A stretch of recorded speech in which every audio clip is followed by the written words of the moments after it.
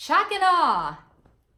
Have you ever had that kind of prayer moment where one day you're just thinking of God one way, and in a moment, everything is transformed and you will never see God or yourself the same again? I've had a moment like that, or two, I can say, and hopefully you have.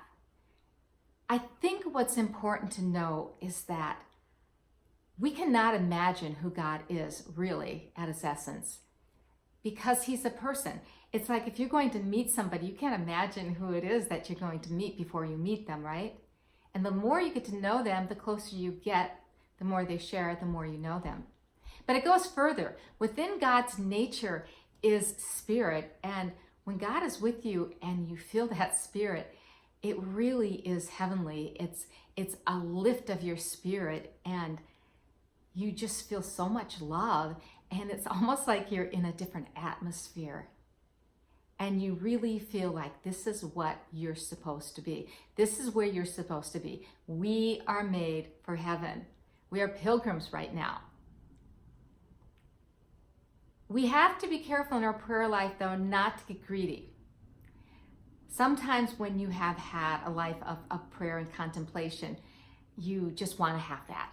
You just want to sit. You want to sit in the adoration chapel. You want to sit in your room and you just want to contemplate God, and why not? Who wouldn't, right? St. Catherine of Siena had a life where God literally was with her, talking to her and teaching her for years.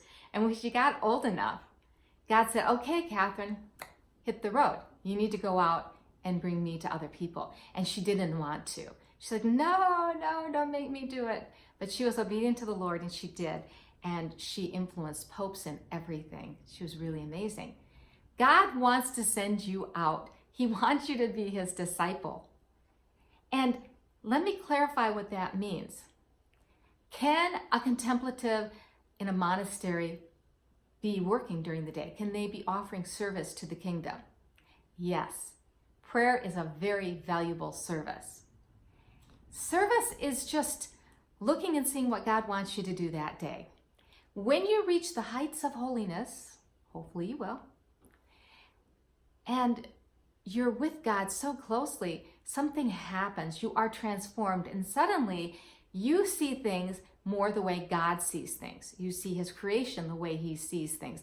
You see people, you see everything makes so much more sense. And you want to go out and you want to share God and you want to help people, because that's what God wants.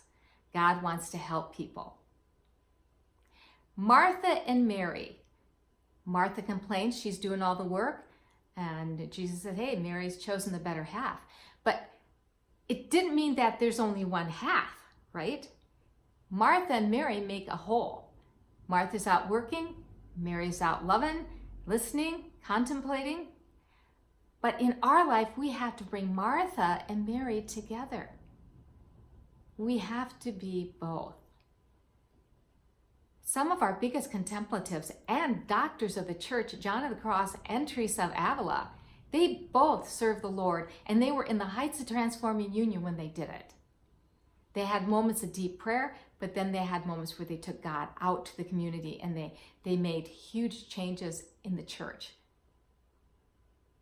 They're called doctors of the church because their teaching is found worthy of the Bible and of tradition. And both of them were not just praying in the monastery. They were praying all day long because they were in union with God, and they were able to go out and they were able to preach the gospel and help people.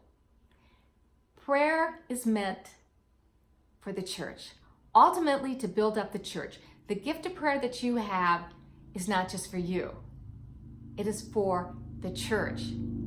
Prayer is what holds the church together.